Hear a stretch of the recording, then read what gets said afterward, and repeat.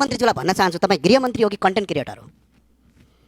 गृहमन्त्रीले हिजो फिल्मको नायक जस्तै मिडिया घेरेर चलचित्रको नायक जस्तै कहिले एयरपोर्ट, कहिले कता, कहिले उता दौडिरहनु भएको थियो पुरै क्यामेरा बोकेर। यदि साँच्चै उपचार गर्ने उद्देश्य यदि थियो भने आज गणेश नेपालीको मृत्यु हुँदैन थियो सम्माननीय सभामुख महोदय।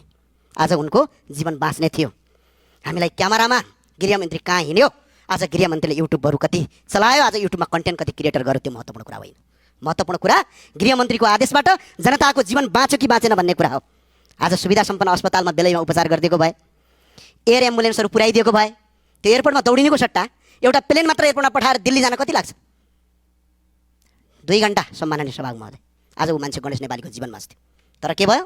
कन्टेन्ट क्रिएटर लाइक भ्युज पाउनका लागि गरिने गतिविधिले त्यो एकछिन त मान्छेले वाह वाह भन्ला, तर गन्तव्यमा यसले घाटा नै गर्छ सम्माननीय सभामुख महोदय। त्यही भएर सम्माननीय सभामुख मार्फत गृहमन्त्रीलाई जिम्मेवारी बन्न कन्टेन्ट क्रिएटर नबनी देशको वास्तविक गृहमन्त्री बन्न म अनुरोध गर्न चाहन्छु। र गृहमन्त्री र मन्त्रीज्यूहरूलाई सडकमा चटक देखाउने होइन, काम गर्नका लागि आदेश दिने हो। आदेशको पालना भयो कि भनेर त्यसको कार्यान्वयन गर्ने हो।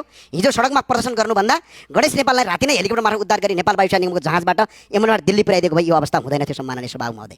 म आज याद दिलाउन चाहन्छु सम्माननीय सभामुख महोदय, प्रतिनिधि सभाको संसदको गेट अगाडि इलामका प्रेम प्रसाद आचार्यले आत्मदाह गर्नुभएको थियो भने आज ठ्याक्कै 1-2 वर्ष 2-3 वर्ष नपुग्दै आज मुहुका गणेश नेपालीले मट्टीतेल छर्किएर आज आत्मदाह गर्नु पर्यो। उनीहरूको पीडा एउटै थियो कि यो देशमा गरेर खान पाऊँ, बसेर गर्न पाऊँ, गरी खान पाऊँ भन्ने हो सम्माननीय सभामुख महोदय।